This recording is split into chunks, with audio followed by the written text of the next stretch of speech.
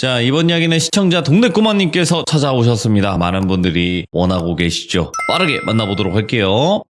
안녕하십니까. 아이고, 반갑습니다. 아이고, 잘 계셨습니까요? 아이고, 오늘 동네꼬마님께서 마지막에 참여하시는 게 굉장히 오랜만인 것 같아요. 아, 진짜 오랜만이네요. 그네요. 오, 진짜 오랜만이에요. 거의 예. 몇 년에 한 번 있을까 말까? 아, 새롭고 좋네요. 또 이렇게 아유. 늦은 시간에 하니까. 감사합니다. 자, 네. 일단은 바로 전 사연은 뭔가 네. 몽글몽글하고 뭔가 행복해지는 그런 이야기였는데 동네꼬마님의 네. 이야기에선 행복할 수는 없는 거잖아요. 그죠? 조금 아무래도 좀 그럴 것 같아요. 행복하고는 좀 거리가. 그쵸. 네. 행복하면 찾아오지 않는. 네. 바로 동네꼬마님 하면 그냥 뭔가 타락, 그리고 파괴, 인류애가 있는가, 성악설, 이런 느낌이잖아요. 꼭 그런 건 아닌데요. 제가 아직 능력이 부족해서 좋은 이야기를 이렇게 재밌게 이끌어내질 못하는 것 같습니다. 아닙니다. 오늘도 꼭 파괴 좀 시켜주시기 바라겠고요. 자, 그러면 예, 바로 예. 출발을 해보도록 하겠습니다. 렛츠고! 길이십니다. 동네꼬마요.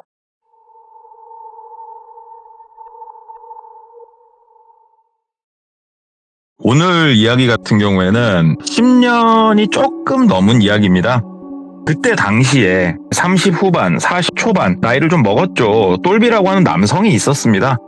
똘비 같은 경우에는 사랑하는 아내가 있었고요.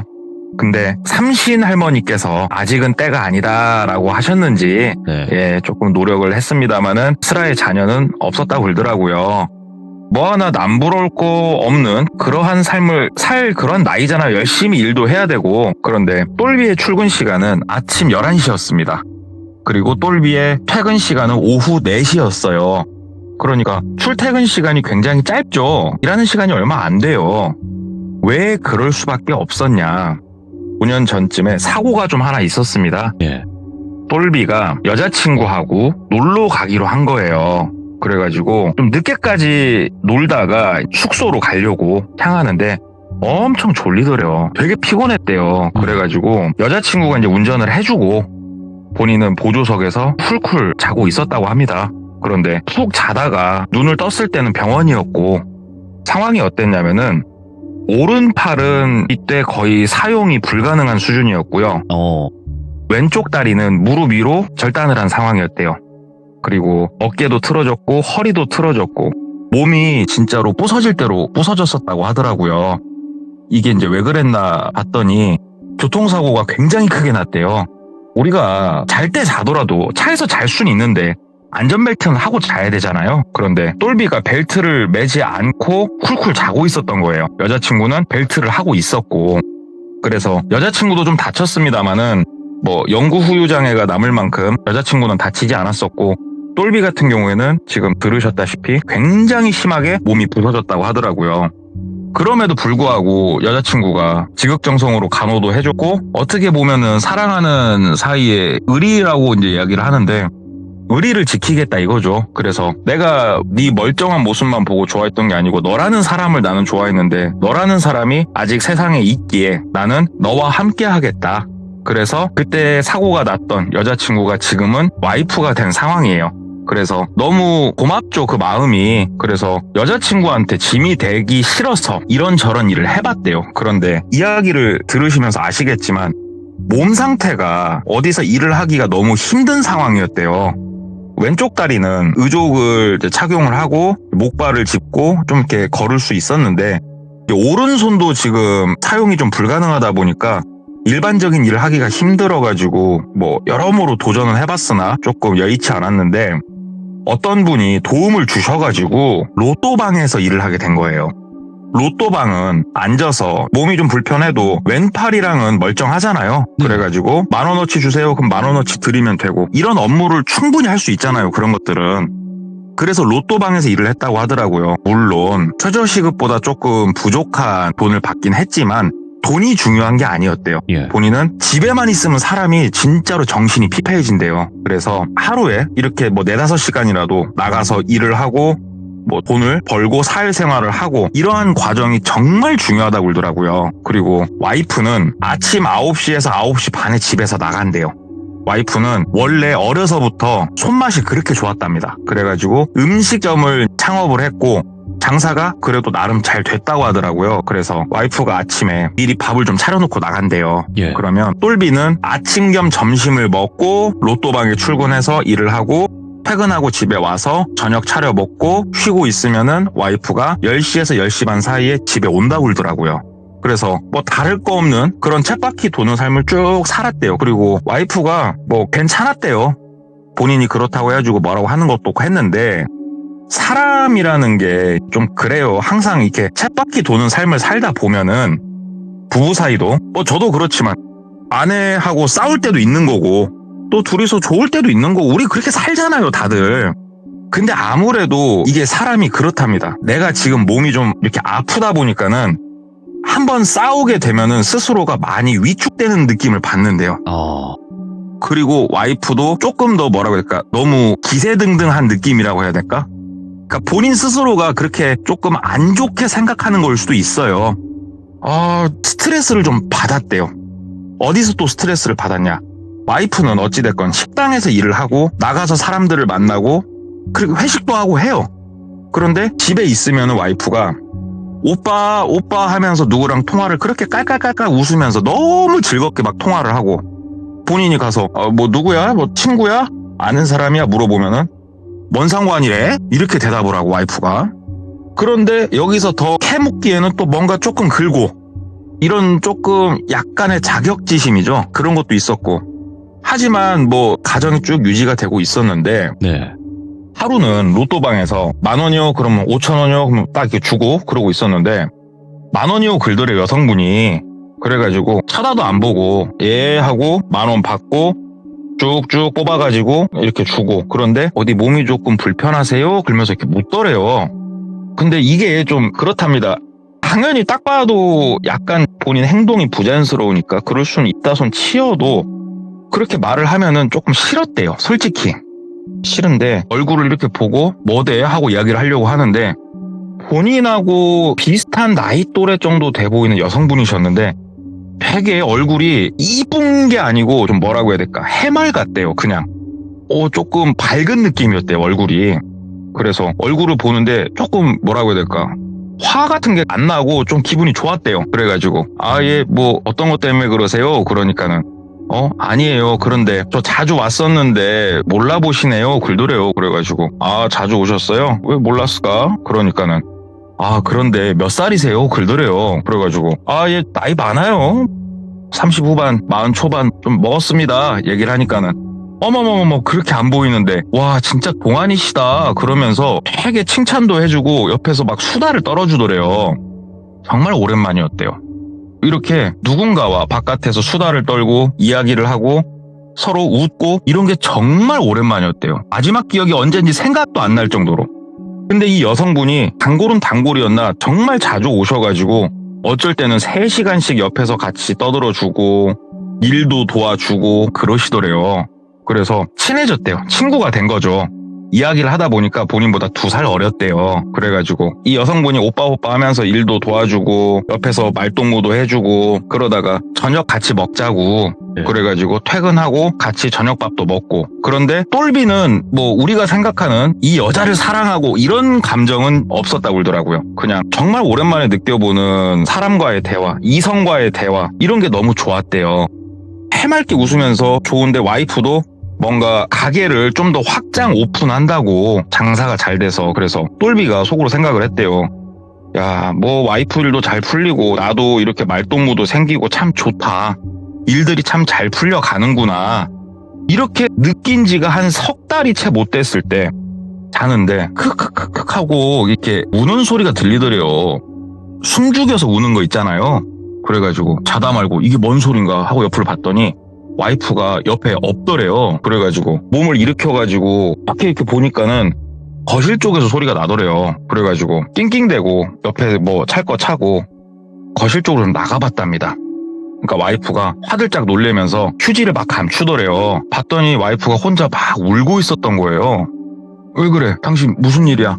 뭐 때문에 그렇게 혼자 울고 있어? 그러니까 아니야 여보, 아니야, 푹 자요. 당신도 피곤할 텐데. 그렇게 얘기를 하더래요. 시계를 봤더니 아침 5시 반이더래요. 그래가지고 왜 그래? 갑자기 그렇게 울고 있으면 무슨 일 있는 거지 왜 그래 그러니까는 갑자기 막 으응 하면서 팡팡 울더래요 그렇게. 그래서 옆에 다가서가지고 등을 또닥이면서 왜 그래 뭐 힘든 일 있어? 무슨 일인데 그랬더니 오빠 나 어떡해 그러더래요. 그래가지고 왜 무슨 일인데 그랬더니 확장 이전을 한다고 했잖아요 가게를. 그러면은 가게 위치도 조금 바꿨고 네. 인테리어도 새로 하고 돈이 많이 들잖아요. 이 돈을 홀랑 사기를 당한 거예요 와이프가. 진짜 홀랑 사기를 당해가지고 이거를 어떻게 하면 좋냐고. 나 진짜 미칠 것 같다 죽을 것 같다. 듣고 보니까 그럴만 하다고 생각이 되잖아요. 네. 어떻게 피같이 모은 돈인데. 그래서 똘비가 아이고 괜찮다 돈이야 다시 벌면 되는 거고 니랑 나랑 이렇게 둘이서 다시 또 열심히 하면 되는 거다. 너는 나 의지하고 나는 너 의지하고 다시 처음부터 하자 하면서 막 달랬대요. 그랬더니 고맙다고. 그런데 그날 이후로 와이프가 좀 바뀌었대요. 술에 잔뜩 취해서 집에 오기도 했고 좀 사람이 신경질적으로 많이 바뀌었다고 그러더라고요. 아무래도 돈에 치여 사니까 그러겠죠. 그리고 심지어 집에 일찍 와가지고 저녁 먹기 전에 좀 있는데 누가 초인종을 눌러서 열어보니까 어떤 남자가 왔더래요 집에. 누구시냐 그랬더니 그 채권 추심인 있지 않습니까? 그런 분들이 오셔가지고 여기 그 뭐 무슨 일 때문에 하는데요. 정확하게 얘기 안 한대요. 본인이 아니기 때문에. 근데 누구 계시냐고 하는데 느낌이 딱 오더래요. 그래가지고 이 여자가 돈도 좀 사건을 터뜨렸구나 느낌도 왔었고. 그래서 저녁에 얘기하면은 짜증만 내고 당신이 그래서 뭘 해결해 줄 수 있는데 이런 대답밖에 안 나오고. 똘비도 어디선가 도움을 받을 길 있으면 도움을 정말 간절하게 주고 싶었는데 부모님이 초등학교 때 두 분 다 돌아가셨어요 똘비가. 그래서 큰아빠 손에 컸거든요 똘비가. 근데 큰아버지도 형편이 넉넉하지 않은데 어떻게 거기에 가가지고 손을 벌리겠냐고요. 너무 답답하고. 근데 와이프는 점점 사람이 그렇게 날카로워지고 그러니까 하루하루가 스트레스가 정말 극으로 치닫더래요. 이 와중에 똘비한테 한 줄기 웃음이자 행복을 주는 사람이 누구였을까요? 그 단골 여성분. 그분을 지금부터 혜정이라고 할게요. 혜정이가 가게에 놀러 오는 날이면 그날이 본인이 그나마 웃을 수 있는 날, 행복한 날 그랬대요. 이렇다 보니까 사람이 참 감정이라는 게 웃기대요 이게. 예. 혜정이가 언제쯤 오나 기다려지고 혜정이한테 본인이 먼저 전화도 하게 되고 일이 끝나면 혜정이랑 밥도 한 끼 같이 먹고 싶고 혜정이랑 있으면은 행복했대요. 그런데 와이프랑 있으면은 조금 스트레스가 이제 막 쌓이는 이러한 이게 된 거예요. 네. 자기 스스로도 그냥 와이프하고는 그만 살고 혜정이랑 살고 싶다 이런 생각도 문득문득 들었다고 그러더라고요. 그래서 그래도 그러면 안 되지. 우리 와이프가 나한테 어떤 사람인데 그러면 안 되지. 이렇게 마음을 단단하게 먹고 선을 넘지 않고 있었는데 혜정이가 먼저 이야기를 하더래요. 결혼한 거 알아요 혜정이가. 오빠 결혼 생활은 행복해? 그래서 그냥 뭐 남들 사는 거 똑같이 뭐 싸울 때도 있고 웃을 때도 있고 그랬더니 혜정이가 그러더래요. 마지막으로 언제 웃었는데? 그러더래요. 그래서 왜? 뭐 때문에 그래? 그랬더니 오빠가 나한테 한 번이라도 와이프랑 무슨 일이 있어서 즐거웠다, 와이프랑 뭘 했다 이런 얘기를 나한테 한 게 없다고. 오빠 와이프랑 행복해? 라고 질문을 하더래요. 근데 똘비가 대답을 하려고 하는데 말문이 막히더래요. 행복하지가 않거든요 지금. 심지어 와이프가 돈이 급하니까 집에 한 3일에 한 번씩 들어오는 멀리 가서 일하는 일을 좀 했대요. 와이프 말로는 휴게소에서 일을 한다고 했대요. 거기가 돈도 짱짱하고 근무 시간도 길어서 오버페이도 짱짱하고 숙식도 해결되고 다 좋다고. 얼굴도 잘 못 보는데 전화하면 짜증내지, 집에 오면 짜증내지. 안 그래도 그랬는데 혜정이가 이제 그런 말을 하니까 말문이 탁 막히는 거예요. 그래가지고 그래 혜정아 행복하진 않아. 솔직히 나 몸이 좀 글잖아. 살도 엄청 쪘잖아. 몸무게가 한 130 나갔대요. 잘 못 움직이니까. 몸도 지금 이렇게 됐고 내 스스로도 자격지심 있는 거 나 인정하고 그런데 잘 살아보려고 하는데 와이프랑 그게 잘 안 된다. 그러니까 혜정이가 얘기를 하더래요. 오빠가 왜? 뭐가 어때서? 여자가 먹여 살리면 되지. 오빠 나는 오빠 솔직히 얼굴 너무 좋아. 오빠 살은 쪘어도 얼굴 진짜 잘생겨서 나 오빠 너무 좋아. 그러더래요. 와, 심장이 막 얼마 만에 이 심박수 뛰는지 모르겠더래요. 심장이 막 벌컥벌컥 뛰더래요. 무슨 말이야? 그랬더니 나 오빠랑 그냥 계속 같이 있고 싶다고. 아침이고 점심이고 저녁이고 새벽이고 오빠랑 계속 같이 이야기하면서 놀고 싶다고. 와, 미치겠더래요. 그래가지고 그럼 안 돼. 혜정아, 오빠 가정 있잖아. 오빠 와이프가 어떤 사람인 줄 알아? 평생 오빠 이 아픈 몸 병수발 들어준 사람이야. 오빠는 와이프 배신 못한다. 그랬더니 혜정이가 어떻게 했냐? 바로 돌진을 해버리더래요. 키스를 갈겨버리더래요. 와가지고 혜정이가. 예. 야, 정신이 아득해지더랍니다. 근데 본인도 좀 비겁한 거. 왼팔이랑 멀쩡하니까 힘줘서 밀쳐낼 수 있었는데 못 밀쳐냈대요. 아니, 안 밀쳐냈대요. 솔직히 너무 행복했답니다. 그렇게 어떻게 보면은 바람을 피기 시작을 한 거예요, 똘비가. 네. 그렇게 해서 혜정이랑 너무 즐거운 시간 보내고 와이프가 오는 날이면은 집에 있고 해서는 안 될 짓이죠. 이게 사람이. 절대 해서는 안 될 짓이죠. 하지만 똘비는 이게 좋았대요. 그러다 보니까 와이프가 집에 와서 짜증을 내도 다 받아줄 수 있게 됐대요. 네. 그리고 혜정이도 뭐 와이프가 있는 것도 알고 다 아니까 나름 좋았답니다. 그래, 그냥 이 정도 선에서 어떻게 살아봐도 나쁘지 않겠네라는 이러한 생각이 들었대요, 본인이. 그렇게 3-4달 정도 흘렀답니다. 뜬금없이 큰아빠가 전화가 오더래요. 그래서 큰아빠, 예, 아버지 하고 받은 거예요. 그랬더니 큰아빠가 똘비 뭐 몸이랑은 괜찮고? 그래가지고 예, 큰아버지인데 본인을 키워서 아버지라고 불렀대요. 예, 아버지 괜찮아요. 무슨 일 있으셔요? 그러니까는 너 이번 주 토요일 날 바쁘냐? 그러더래요. 그래서 아니에요. 제가 뭐 도와드릴 거 있어요? 그러니까는 아이, 됐고 내가 너 데리러 갈 테니까 나랑 네가 아버지 산소나 한번 갔다 오자. 그러더래요.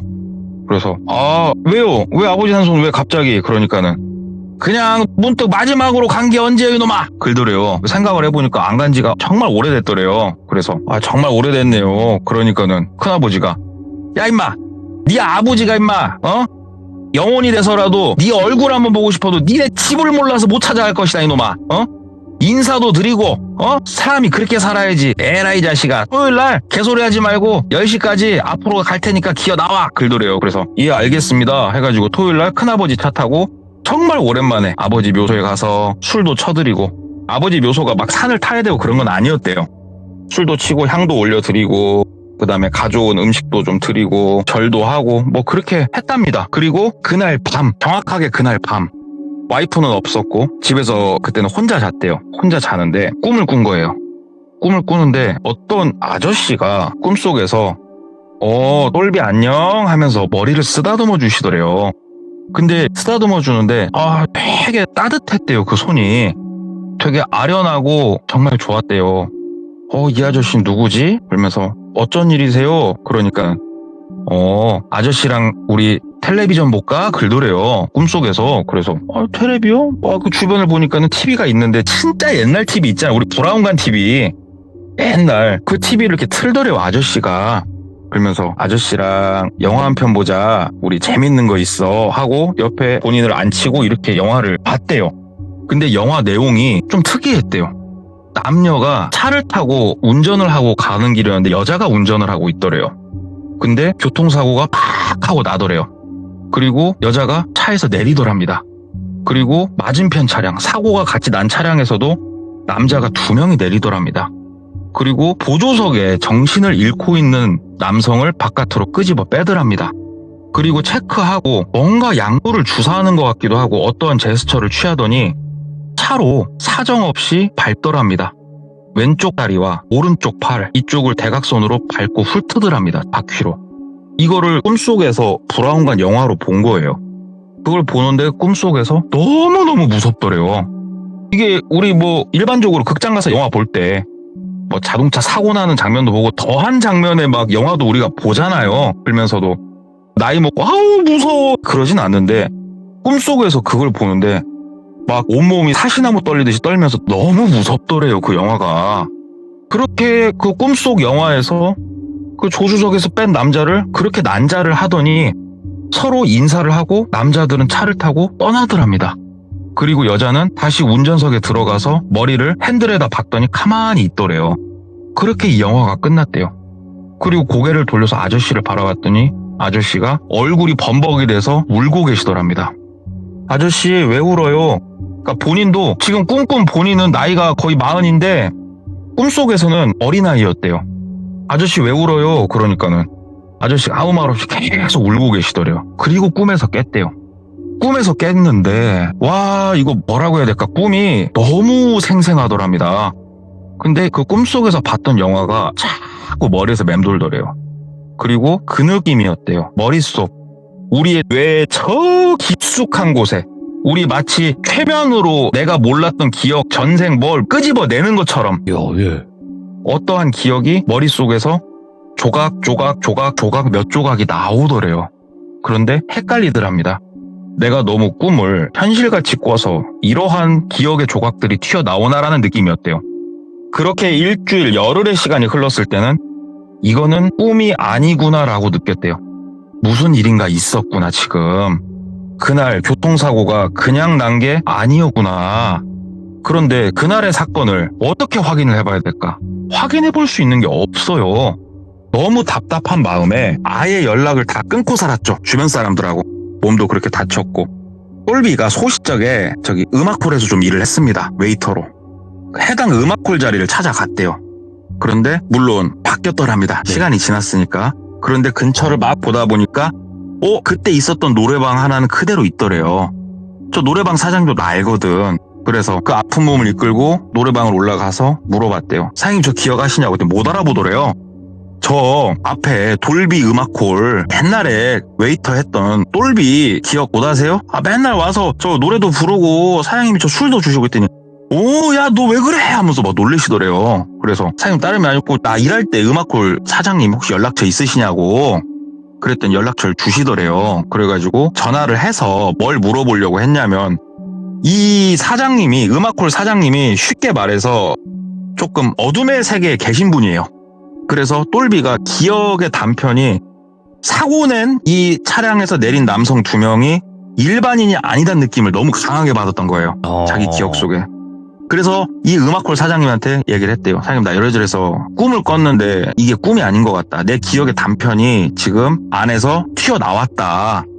이런 게 뭐가 있습니까 사장님? 그러니까는 뭐 돈만 주면 뭔들 못하겠냐고 걔네들이. 솔직히 돈만 주면 뭔들 못하겠어. 그런데 그 꿈속에서 그 여자가 누군데? 글더래요. 그게요. 그러니까는 설마 네 각시냐? 글더래요. 예 사장님. 제 기억의 단편에 조수석에 타고 있던 그 여자 제 와이프 맞습니다. 그러니까는 야 이거 잠깐만 있어보자. 이거 말이 안 되는데. 야 그런 짓을 했으면은 너랑 왜 살아? 그러잖아. 네 기억이 잘못된 거 아니야? 그런가요? 이야기를 하는데 똘비가 갑자기 그럴 수도 있겠다라는 생각이 들기 시작을 하더래요. 이게 뭐냐? 똘비가 아주 착하게 살았던 사람이 아니에요. 그 당시에 여자친구는 정말 순진하고 착한 아이였고 똘비는 많이 어긋난 사람이었어요. 여자친구 원룸에서 빌붙어서 같이 살았고요. 여자친구가 알바를 하러 간 사이에 다른 이성을 불러들여서 여자친구 방에서 해피타임을 갖다가 여자친구가 집에 와서 적발되기도 했었고요. 어떤 느낌인지 아시죠? 이런 일들이 좀 많았대요. 그리고 여자친구한테 나 뭐 급하게 사고가 있다고 해서 돈 받아가지고 다른 이성하고 놀러 가고 좀 그랬다 또 걸리고 그러면서도 와이프가 묵묵히 옆을 지켜줬거든요. 끝까지 본인한테 매달렸었고 그러다가 사고가 났었고 그럼에도 지금의 와이프는 나하고 의리를 지켜주고 있었고 야 이거 참 내가 이거 정신이 이상해져 가는 것인가 뭔가 꿈을 하나 꾼 이후로 어떻게 이렇게까지 많은 것들이 달라질 수 있는 것인가 라는 생각이 드는데 와이프가 며칠 한 번씩 집에 오잖아요. 뭐 말을 못 하겠더래요. 오히려 와이프를 보면 무섭고 와이프가 집에 오면 잠을 제대로 못 잤대요. 무서웠대요 와이프가 그 꿈을 꾼 이후로. 그러다 보니까 더더욱이 똘비 마음이 향한 곳이 어디겠습니까? 혜정이었대요. 얘기를 다 했대요. 혜정이한테 내가 이런 꿈을 꿨고 뭐 하는데 내가 이게 과대망상일까 어쩔까 얘기를 했더니 혜정이가 오빠가 스트레스 때문에 사람이 이건 반쯤 미친 거라고. 그러지 말고 정신병원에 가서 좀 치료도 받고 오빠 내가 좀 도와주겠다고. 이혼하라고 이야기를 하더래요. 이혼하고 나랑 다시 설계를 하자 인생을. 똘비가 섣불리 대답은 못했대요. 그러니까는 혜정이가 그랬대요. 아니다고 얘기 안 하네. 전에는 아니다며. 전에는 딱 잘라서 얘기하더니 이제는 오빠 아니다고 말 못하네. 오빠 마음 이미 흔들렸잖아. 오빠 마음 이미 떴잖아. 그런데 왜 그러고 있는 건데? 오빠 나랑 함께 하자고. 나는 오빠 몸 다치고 만났어. 병수발하고 자시고 할 것도 없어. 그냥 나랑 놀자 오빠. 나 돈 나 괜찮게 벌어. 내가 오빠 책임지면 돼. 이렇게 얘기를 하더래요 혜정이가. 똘비가 그럼에도 대답을 못 하겠더래요. 알았어 뭐 이혼할게 이런 식으로 말을 못 하겠더래요. 그렇게 이야기를 하고 나서 한 일주일 정도 딱 흘렀을까? 정말 오랜만에 와이프가 이제 또 집에 와서 며칠 만에 얘기를 하더래요. 오빠 우리가 너무 그동안 삭막하게 살았던 것 같다고 여행을 가자고 이야기를 하더래요 와이프가. 그래서 여행 이야기를 하는데 조금 꺼끄러웠대요. 왜냐면 와이프가 조금 무서웠거든요 그때. 네. 근데 와이프가 내가 펜션이랑 다 잡아놨으니까 오랜만에 놀러 갔다 오자고. 그래 알았다고. 그리고 나서 이틀 후에 바로 갔답니다 놀러. 그냥 어디론가 갔대요. 어딘진 모르겠는데 와이프가 운전을 하고 본인은 조수석에 타고 벨트 잘 맸대요. 벨트 잘 꽉 매고 가는데 막 심장이 두근두근 뛰더래요. 와이프가 운전을 하루 이틀 옆에서 한 게 아니에요. 근데 그 기억의 단편이 떠오른 이후로 와이프가 옆에서 운전한 차를 타는데 야 이거 무섭더래요 진짜. 그 영화가 다시 내 눈앞에서 펼쳐질 것 같은 느낌들. 그런데 다행히 아무 일 없이 펜션에 도착을 했대요. 펜션은 상당히 외진 곳에 있는 그러한 펜션이었대요. 단독 별채였고요. 거기서 와이프가 고기도 구워주고 둘이서 뭐 술도 좀 마시고 오랜만에 이야기도 하고 하니까 조금 마음이 사르르 녹더랍니다. 와이프도 얘기를 했대요. 돈 때문에 너무 힘들었다고 내가. 그래서 내가 오빠를 차마 챙길 수가 없었다고. 그럼에도 묵묵히 항상 나 믿고 견뎌줘서 너무 고맙다고. 이제 어느 정도 급한 불 다 껐다고. 그래서 놀러 오자고 했다고.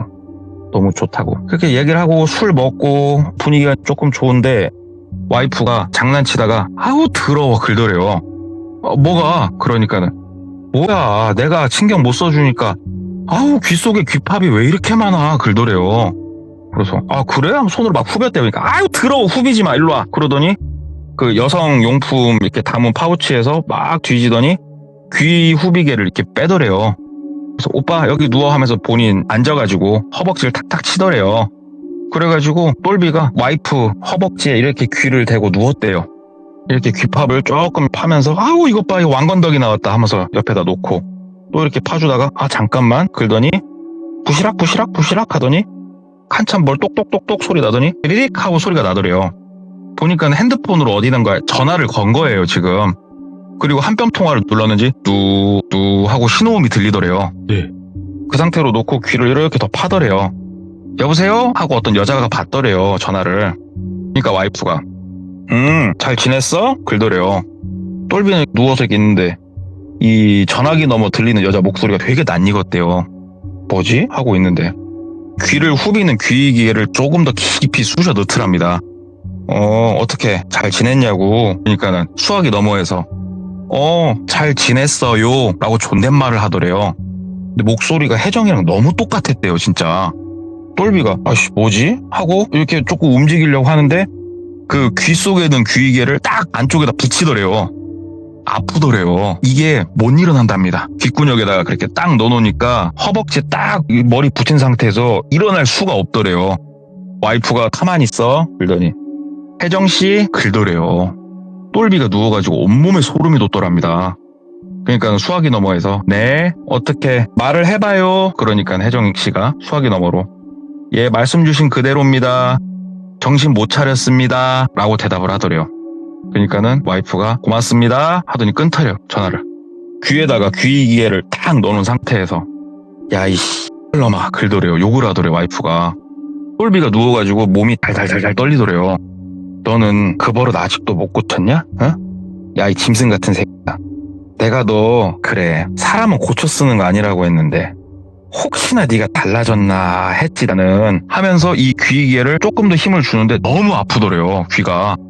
우리 알잖아요. 귀 속이 얼마나 예민합니까. 막 그러니까는 소리 내지 마.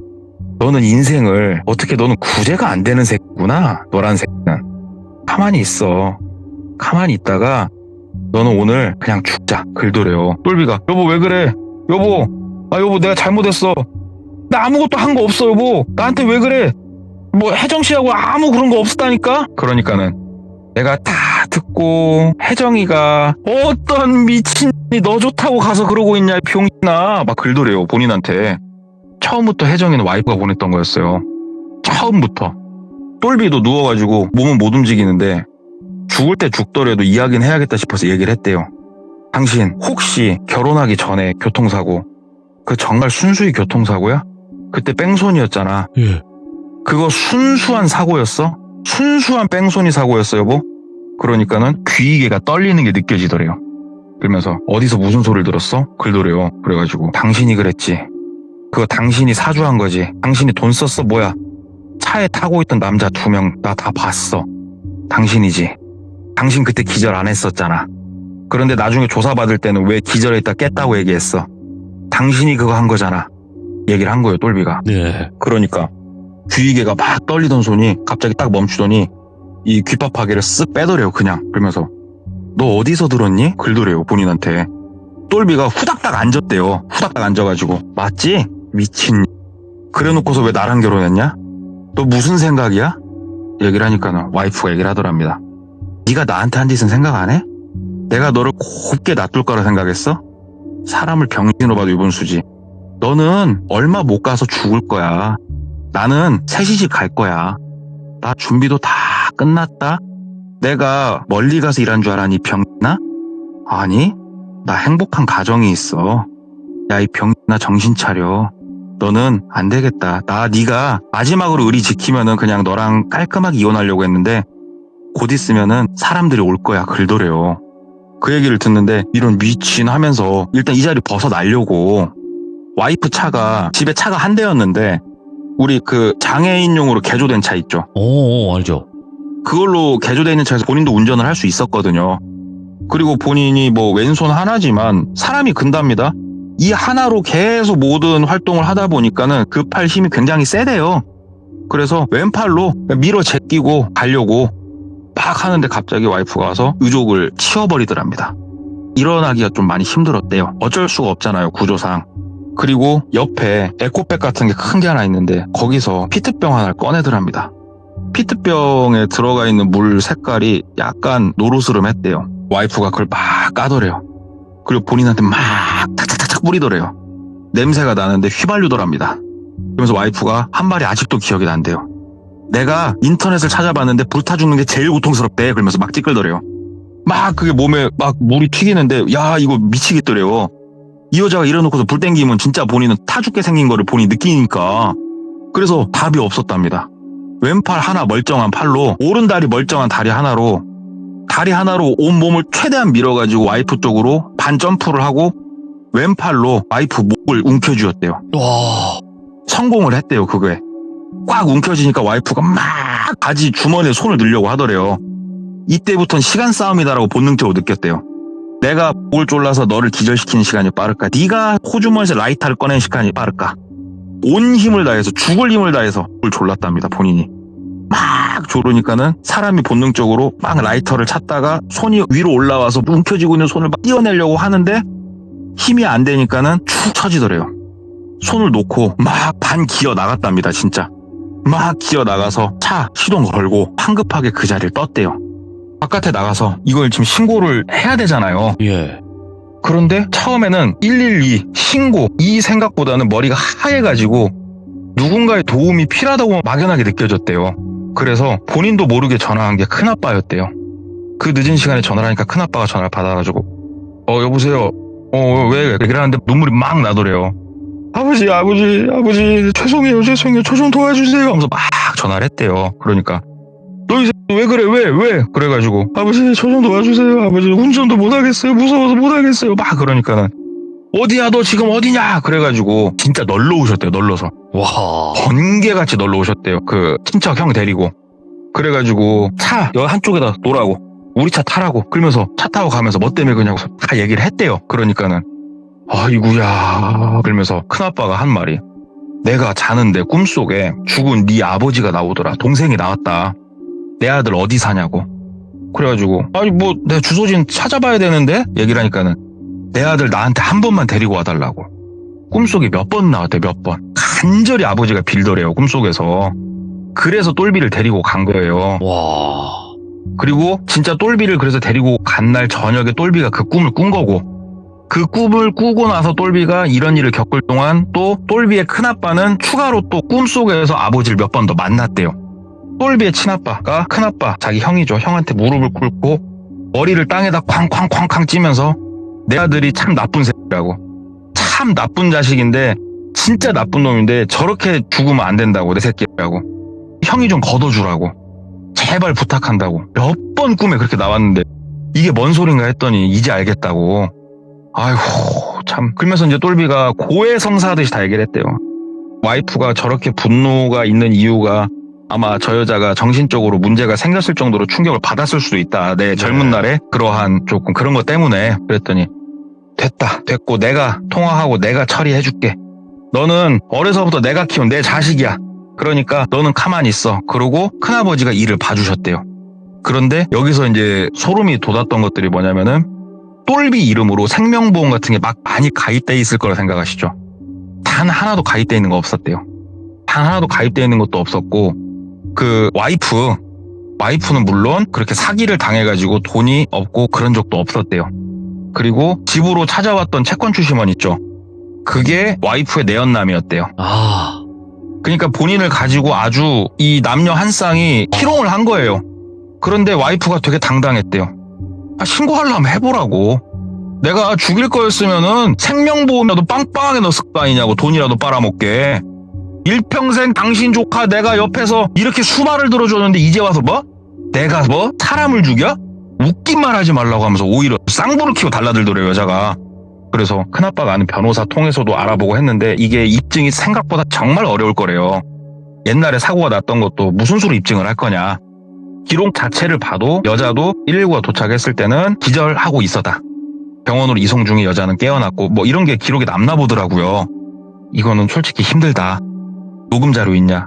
아니면 영상 자료라도 있냐? 아무것도 없잖아요. 그러면은 뭐 어떻게 따로 그러면은 함정수사식으로 해갖고 뭐라도 따봐라. 이거 이 상태로는 안 된다. 그래서 결국은 큰아빠가 그냥 포기해라. 그리고 너 다시 우리 집 들어와서 그냥 살아라. 그렇게 해가지고 자기 믿고 옆에서 끝까지 의리를 지켜준 줄 알았던 와이프가 사실은 일평생 옆에서 보면서 희롱하려고 짰던 계획이었고, 이 여자의 계획은 40살 전후로 해서 본인은 버리고 그때부터 새 삶을 출발하겠다는 애초의 계획을 가졌던 어떠한 부부의 이야기가 있는데요. 이 이야기를 해주신 분이 누구냐면 정말 오랜만에 나오는 이름일 겁니다. 어둠의 꼬봉 형님. 꼬봉 형님. 네, 어둠의 꼬봉 형님이 최근래 해주신 이야기입니다, 이게. 이게 어떤 루트로 이 어둠의 꼬봉 형님이 뭐 했고 이런 얘기는 안 할게요, 그냥. 그런 건 안 하고. 그래서 사람이 진실된 복수심이 생기면은, 돈을 뛰어넘는 복수심이 생기면 정말 무서운 거구나. 네.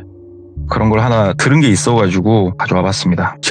아니, 오늘 이상하게 원래 참여자분들끼리 서로의 이야기를 잘 몰라요. 알 수가 없죠. 근데 그쵸, 전 예. 이야기가 완전 정반대 이야기가 돼버리네, 이거. 이게 극과 극이다, 이거. 돌비님 시참을 하잖아요. 예. 사실 바로 전 타임 거 이야기를 상세히 못 들어요. 그렇죠. 제 거 어떤 이야기를 할지 저도 나름대로 생각 정리를 충분히 해야 되기 때문에, 그래서 바로 직전에 어떤 이야기가 있는지 모르겠는데 정반대라고 하니까 오히려 조금 더 들으시는 귀종님들은 재밌게 들으셨을 수도 있겠다. 파괴했네. 해보네요. 아닙니다. 파괴신 또 동네꼬마님 너무너무 감사드리고, 오늘 이 늦은 시간에도 이렇게 또 해주셔서 다시 한번 감사드리고, 앞으로 예. 많은 파괴 부탁드리도록 하겠습니다. 감사합니다. 감사합니다. 네. 이때 당시 생방송 기준에서 아코님의 이야기와 이제 동백코마님 이야기가 정반대의 부부의 이야기였어요. 그래서 진짜 섬뜩하다라고 더 느낄 수밖에 없는 상황이고요. 그리고 여러분들의 생각을 댓글로 꼭 남겨주시면 감사하겠습니다. 고맙습니다.